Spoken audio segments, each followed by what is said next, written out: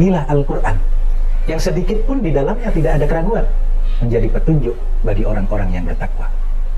Nah, ini mulai proses hidayah itu mulai akan masuk waktu itu.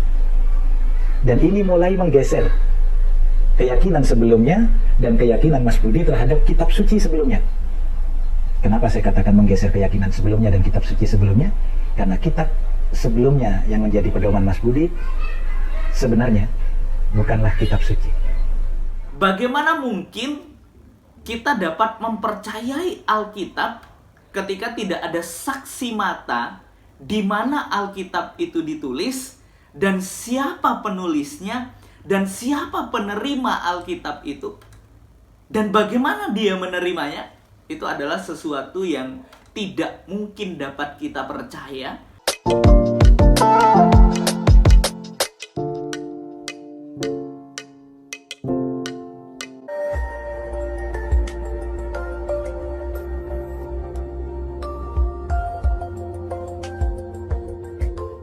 Hai guys, jumpa kembali dengan saya Nur Fitriadin di channel Peace of Christ. Kiranya melalui video yang diunggah oleh channel ini boleh menjadi berkat bagi setiap kita. Terus dukung channel ini dengan cara like, comment, share, and subscribe untuk perkembangan ke depan. Dalam video kali ini kita akan membahas tentang pernyataan dari Dr. Anwar Lutfi. Wah, ini seorang dokter tiba-tiba jadi ustadz guys.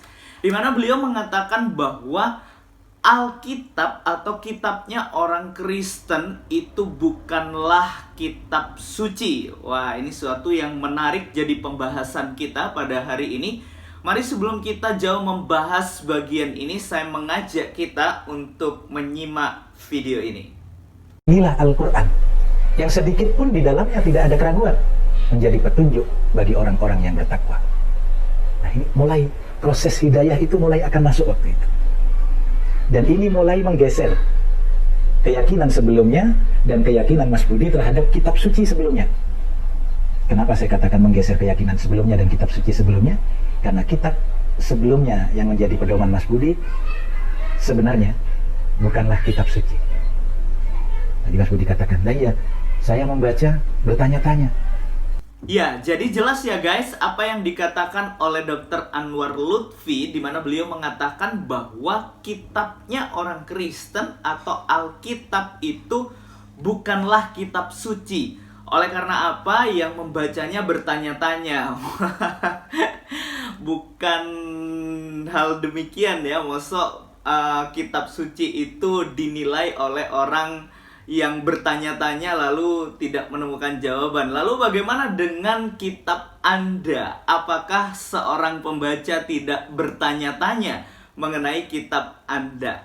Ya, terkadang guys, manusia itu lebih Tuhan daripada Tuhan. Wah, ini repot ya.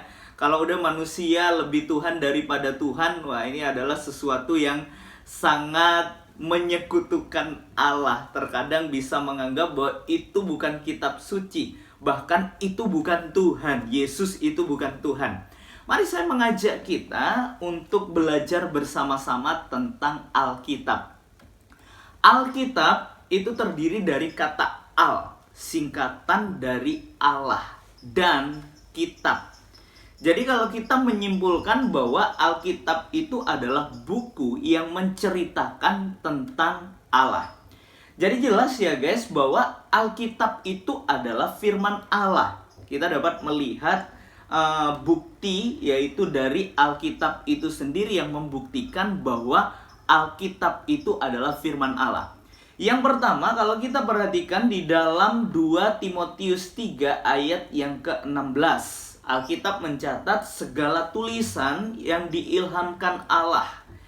Berarti keseluruhan tanpa terkecuali di dalam Alkitab itu adalah diilhamkan Allah.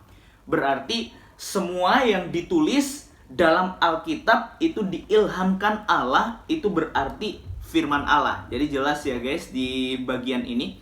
Lalu yang kedua, apa sih bukti dari Alkitab? Di dalam Kejadian, kalau kita memperhatikan, itu ada begitu banyak kata Allah berfirman. Berfirmanlah Allah.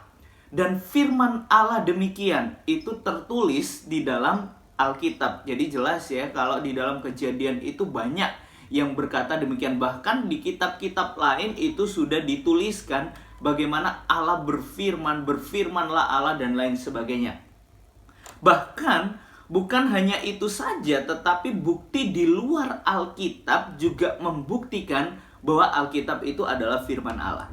Apa saja sih bukti dari luar? Yang pertama, kita dapat melihat tentang kesatuan Alkitab. Kalau kita memperhatikan, Alkitab itu ditulis oleh kurang lebih 40 orang penulis dengan latar belakang yang berbeda-beda. Ada nabi, ada raja, ada petani, ada gembala, ada nelayan, ada dokter. Tentunya mereka memiliki intelektual yang berbeda-beda atau pemahaman yang berbeda-beda. Namun, uniknya kalau kita memperhatikan, di dalam Alkitab itu merupakan satu kesatuan yang utuh dari Kejadian sampai Wahyu. Jadi itu Alkitab menceritakan tentang beruntun tidak pernah putus, yaitu garis merahnya adalah tentang bagaimana karya keselamatan yang dilakukan oleh Yesus Kristus. Jadi jelas ya guys, itu satu kesatuan yang utuh ditulis oleh kurang lebih 40 orang penulis dengan latar belakang yang berbeda. Lalu kalau kita melihat juga ada nubuat-nubuat dalam Alkitab itu tergenapi dengan tepat. Seperti contoh, Yesus dinubuatkan akan lahir dari seorang perawan. Itu dapat kita melihat dalam Yesaya 7 ayat yang ke-14. Dan nubuat ini digenapi dengan tepat. Maria seorang perawan melahirkan Yesus di dalam Lukas 1 ayat 30 sampai dengan ayat yang ke-35. Lalu tempat kelahiran Yesus dinubuatkan di Bethlehem. Itu tercatat dalam Mika 5 ayat 1. Dan nubuat ini digenapi dengan tepat. Yusuf dan Maria meskipun tinggal di Nazaret, tapi dalam pengaturan Tuhan mereka ada di Bethlehem pada waktu Maria melahirkan dalam Lukas 2 ayat 4 sampai dengan ayat yang ke-7. Bahkan bukan hanya itu guys, ketepatan ilmu pengetahuan dalam Alkitab membuktikan juga bahwa Alkitab itu adalah firman Allah. Suatu contoh dalam Kejadian 15 ayat yang ke-5, keturunan Abraham dinubuatkan akan seperti bintang di langit, tidak terhitung jumlahnya. Nah, untuk membuktikan hal ini, kita dapat melihat bagaimana pengamatan para ilmuwan. Hipparchus asal Yunani menghitung bintang pada abad kedua, jumlahnya 1022 bintang. Lalu, Ptolemy asal Mesir menghitung bintang pada awal abad kedua, jumlahnya 1026. Lalu berkembang menjadi 3000 sampai 6000 bintang. Nah, setelah ilmu pengetahuan berkembang lebih jauh, teleskop-teleskop besar ditemukan, para atmosfer mendapatkan bahwa jumlah bintang itu tidak terhitung jumlahnya. Jadi, apa yang dikatakan oleh Alkitab itu selaras dengan apa yang telah dinyatakan di dalam ilmu pengetahuan. Lalu juga berikutnya, Alkitab memiliki kuasa untuk mengubah kehidupan manusia. Wah, ini sesuatu yang sangat penting dalam setiap kehidupan orang percaya. Alkitab memuati huruf-huruf mati, tetapi melalui kuasa Roh Kudus dapat merubah kehidupan manusia yang mau membacanya, yang mau mempelajarinya, yang mau merenungkannya dan menaatinya dalam 2 Korintus 5 ayat yang ke-17. Lalu juga Alkitab itu tetap relevan. Nah, ini yang paling penting ya, sepanjang abad Alkitab tetap relevan sepanjang masa. Kebanyakan buku-buku bertahan itu tidak lebih kurang dari 25 tahun, habis itu selesai. Tetapi Alkitab dari zaman dulu, purbakala, hingga saat ini, itu masih relevan. Lalu kalau kita memperhatikan bagaimana sih penulisan Alkitab, tentunya Allah menentukan, Allah menetapkan, Allah yang memilih orang-orang yang menuliskan Alkitab. Kalau Allah yang memilih, tentunya dalam penulisan tidak pernah keliru. Karena apa? Karena penulis Alkitab dituntun oleh Roh Kudus untuk menuliskan Alkitab. Wah, jadi jelas ya guys, mereka dipimpin, mereka dituntun oleh Roh Kudus yang telah Allah sediakan bagi mereka untuk menuliskan Alkitab. Nah, jadi guys, bagaimana mungkin Alkitab itu bukan kitab suci? Wah, ini orang nih ngaco ya kadang ya. Kalau kita memperhatikan bukti-bukti yang sudah ada di sini, tentunya ini sudah sangat jelas bahwa tidak diragukan lagi bahwa Alkitab itu adalah firman Allah. Jadi Alkitab itu layak untuk dipercaya bagi setiap kita. Nah, jadi ini menarik ya guys, bagaimana Alkitab, bagaimana sampai kepada manusia itu adalah sesuatu yang unik, yang mempertegas dan bagaimana membawa kita untuk semakin percaya bahwa Alkitab dalam iman kekristenan itu adalah firman Allah. Jadi gampangnya begini guys, firman itu adalah Allah. Kalau kita melihat mengacu di dalam Yohanes 1 ayat yang pertama, pada mulanya adalah firman, firman itu bersama-sama dengan Allah, dan firman itu adalah Allah. Jadi jelas ya dalam bagian ini, firman itu adalah Allah. Firman itu bersama-sama dengan Allah. Yang menjadi persoalan, yang menjadi pertanyaan, siapa sebenarnya firman itu? Tentunya di dalam 1 Yohanes ayatnya yang ke-14, Alkitab sudah mencatat sedemikian rupa, gamblang untuk kita mudah memahami.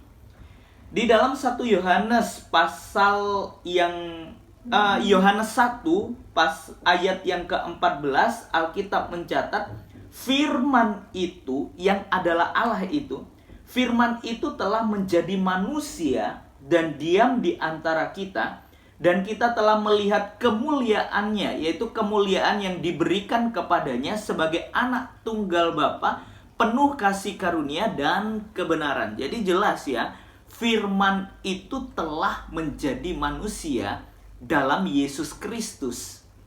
Dan firman itu datang ke dalam dunia menjadi manusia dan dicatat oleh orang-orang yang telah ditentukan oleh Tuhan sendiri untuk menuliskan apa yang dikatakan oleh firman itu dalam Yesus Kristus. Jadi jelas ya guys, Alkitab kalau kita baca dan kita renungkan, dan kalau kita selidiki lebih dalam, itu jelas bagaimana asal-usul dari Alkitab itu sendiri. Yaitu Yesus sang firman itu datang ke dalam dunia dan dicatat oleh banyak orang yang dipilihnya, kurang lebih 40 orang penulis dengan latar belakang yang berbeda. Saya yakin dan percaya dari 40 orang penulis dengan latar belakang yang berbeda, jika ada salah dalam penulisan, wah itu sangat minim banget ya. Karena yang menuliskan dipilih Tuhan tentunya, dan juga banyak saksi mata yang melihatnya. Berbeda ya guys, jika ada seseorang yang tidak tahu asal-usulnya, lalu dia pegang Alkitab, lalu dia berkata kepada banyak orang, inilah firman Allah. Wah, itu kira-kira yang menjadi pertanyaan buat kita, apakah bisa dipercaya bahwa itu firman Allah? Berbeda ya, ketika perkataan Tuhan itu dicatat oleh banyak orang dan ada banyak saksi mata, bukankah itu adalah sesuatu yang valid? Bukankah itu adalah sesuatu yang valid untuk kita percaya dan untuk kita imani? Ya seperti halnya tadi, bagaimana mungkin kita dapat mempercayai Alkitab ketika tidak ada saksi mata di mana Alkitab itu ditulis, dan siapa penulisnya, dan siapa penerima Alkitab itu, dan bagaimana dia menerimanya? Itu adalah sesuatu yang tidak mungkin dapat kita percaya dan dapat kita imani, karena gak jelas guys kalau Alkitab itu demikian. Tetapi bersyukurnya Alkitab itu adalah Allah sendiri yang menyatakan kepada manusia berdosa Dan Allah memilih manusia-manusia untuk menuliskan Alkitab sesuai dengan apa yang Roh Kudus tuntun dalam setiap kehidupan mereka. Sehingga keaslian, keotentikan tidak dapat diragukan. Oleh karena apa? Banyak saksi mata yang melihat. Jika Alkitab salah, pasti Alkitab ini diprotes oleh banyak orang. Tentunya pada waktu Alkitab itu dituliskan. Maka dari itu, karena banyak saksi mata yang melihat, tidak dapat diragukan lagi. Kalau nggak ada saksi matanya, wah tentu itu adalah sesuatu yang tidak dapat dibuktikan dan masih bisa diragukan. Jadi kiranya melalui video yang diunggah oleh channel ini boleh menjadi berkat bagi setiap kita dan terus membawa kita untuk lebih percaya, lebih beriman kepada apa yang telah dinyatakan oleh Tuhan melalui kebenaran firman-Nya. Tuhan Yesus memberkati kita. God be with you.